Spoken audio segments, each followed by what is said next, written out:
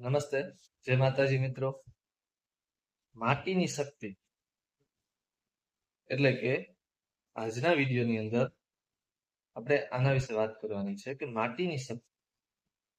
અંગ્રેજો સામે જ્યારે છે તો કે ક્રાંતિકારીઓ લડતા હતા તો એને ક્યાંક ને ક્યાંકથી છે પ્રેરણા, જે શક્તિ મળતી હતી તે આ માટીમાંથી મળતી હતી. માતૃભૂમિ માટે છે ખપી જનાર ક્રાંતિકારીઓ કે ક્યાંક ને ક્યાંક માટીમાંથી એમને એ શક્તિ મળતી હતી. એવો જ એક પ્રસંગ અહીં રજૂ કરવો છે. એક ઘટના જ્યારે અંગ્રેજો ભારત ઉપર છે શાસન કરતા હોય છે, એટલે અંગ્રેજો દ્વારા તો કે હત્યાકાંડ કરવામાં આવે છે. અને જે હત્યાકાંડથી છે આખા ભારતની અંદર દરેક લોકો કમકમી ઉઠે છે. અને હત્યાકાંડ એટલે જલિયાવાલા બાગનો હત્યાકાંડ. પંજાબની અંદર અમૃતસર અને અમૃતસરમાં આવેલ જલિયાવાલા બાગ. આ હત્યાકાંડ જ્યારે થાય છે ત્યારે ભગતસિંહ એ માત્ર 12 વર્ષની ઉંમરના હોય છે. અને આ બનાવ બને છે 13 એપ્રિલ 1919 ના રોજ. વૈશાખીનો તહેવાર હતો અને આ દિવસના રોજ તો કે જલિયાવાલા બાગનો હત્યાકાંડ છે સર્જાય છે. અને ત્યારે માત્ર 12 વર્ષની ઉંમર હતી ભગતસિંહ. આ હત્યાકાંડની અંદર અંગ્રેજો દ્વારા ખૂબ જ ક્રૂરતાપૂર્વક 2000 થી પણ લગભગ વધુ લોકોને અહીંયા છે મારી નાખવામાં આવે છે. તેના પર ગોળીબાર કરીને લોકોને હણી નાખવામાં આવે છે. ખૂબ જ ક્રૂરતાપૂર્વક. એવા લોકો કે જે નિશસ્ત્ર બેઠા હતા, જેમના હાથમાં કોઈ પણ જાતના હથિયારો નહોતા, એવા લોકો ઉપર ગોળીબાર, આડેધડ ગોળીબાર કરે છે. જ્યાં સુધી ગોળીઓ પૂરી ન થઈ ત્યાં સુધી ગોળીબાર કરે છે અને તેમને મારી નાખવામાં આવે છે. વાત આપણે અહીંયા ભગતસિંહ વિશે કરવાની છે કે આ હત્યાકાંડ સર્જાય છે ત્યારે ભગતસિંહની ઉંમર માત્ર 12 વર્ષની હોય છે. એટલે સમાચારની અંદર માં તો કે રેડિયો એક હતો, એટલે કે રેડિયો ઉપર છે સમાચારો આવતા હતા. એટલે બીજા દિવસે જ્યારે રેડિયાની અંદર આ સમાચાર છે માત્ર 12 વર્ષની ઉંમર ધરાવતા ભગતસિંહ સાંભળે છે. અને જ્યારે આ સમાચાર ભગતસિંહ સાંભળે તો તેમનું લોહી છે ઉકળી ઉઠે છે, ગરમ થઈ જાય છે. અને આપણી જ ભૂમિ ઉપર આવનાર લોકો, આપણા દેશની ઉપર આવનાર લોકો, અને એ આપણા જ ઉપર તો કે અધિકાર જમાવીને બેઠા છે ને આપણા જ લોકોને મારે છે. આ તો ઘણા બધા છે એ વિચારો કરવા માંડે છે માત્ર 12 વર્ષની ઉંમર.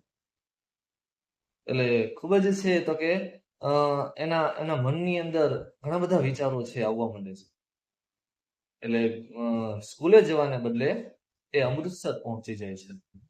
અને અમૃતસર જઈને જલિયાવાલા બાગને શોધી કાઢે છે. અને જલિયાવાલા બાગના સ્થળે છે પહોંચે છે ભગતસિંહ.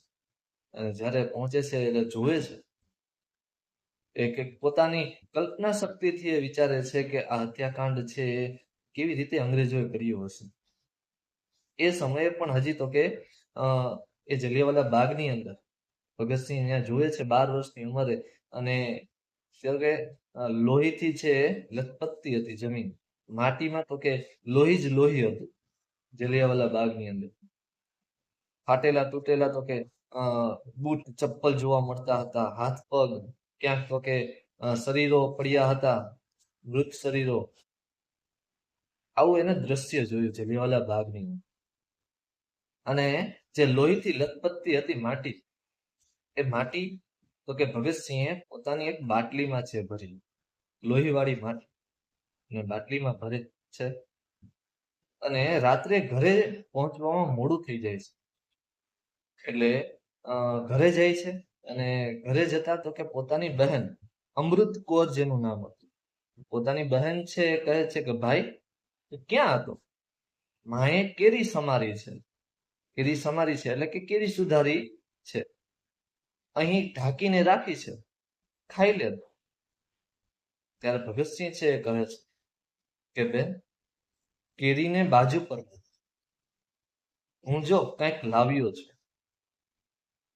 અને જે લોહીવાળી માટી જે બાટલીમાં ભરીને લાવ્યા હતા તે ભગતસિંહ પોતાની બહેનને બતાવે છે, આપે છે. અને ત્યારબાદ તો કે પોતે ભાઈ બહેન બંને બહાર બગીચામાં જાય છે, બગીચામાંથી ફૂલો લઈ આવે છે અને માટી જે લાવ્યા હતા પોતે તે જમીનમાં છે એ રાખે છે, બોટલને દાટી દે છે, તેની આજુબાજુ છે એ ફૂલો રાખે છે, પાથરે છે અને શહીદોને શ્રદ્ધાંજલિ છે આપે છે, તેમને અંજલિ આપે છે. અને એ જ માટીમાંથી ભગતસિંહને છે ક્રાંતિ કરવા માટે, આ દેશ માટે લડવા માટેની શક્તિ મળે છે. એટલે ભગતસિંહને આ માટીમાંથી છે તો કે શક્તિ મળે છે, આઝાદીની ચળવળ માટેની શક્તિ મળે છે અને એનું લોહી છે એ ઉકળી ઉઠે છે. તો માત્ર 12 વર્ષની ઉંમરે છે તો કે તેમને દેશભક્તિ જાગે છે, દેશ માટે કંઈક કરવા માટે તો કે પ્રબળ છે એ ઈચ્છા શક્તિ જાગૃત થાય છે, દેશ ભાવના જાગૃત થાય છે, દેશભક્તિ જાગૃત થાય છે ભગતસિંહ. અને મનોમન છે વિચારી લે છે કે આ દેશ માટે છે લડવું છે અને ક્રાંતિકારીના પગલે છે આગળ ચાલે છે. અને આગળ જતા તો ઘણા બધા ક્રાંતિકારીઓને મળે છે, ચંદ્રશેખર આઝાદને મળે છે, સાવરકરને મળે છે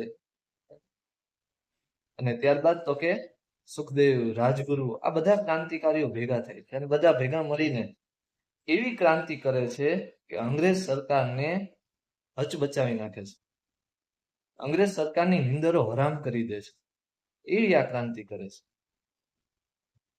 અને તેમના ગુરુ સમાન તો કે લાલા લજપત તેમને પણ ખૂબ જ માનતા હતા.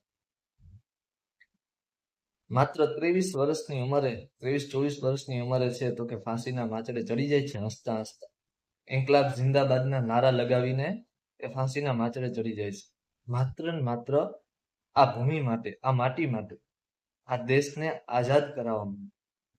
એટલે આ દેશની આઝાદીમાં ઘણા બધા લોકોનો છે ભાગ છે, ઘણા બધા લોકોએ તો કે ભોગ આપેલો છે, પોતાનું આખું જીવન ખપાવી દીધું છે, ત્યારે જઈને આપણે છે આઝાદી મળી છે.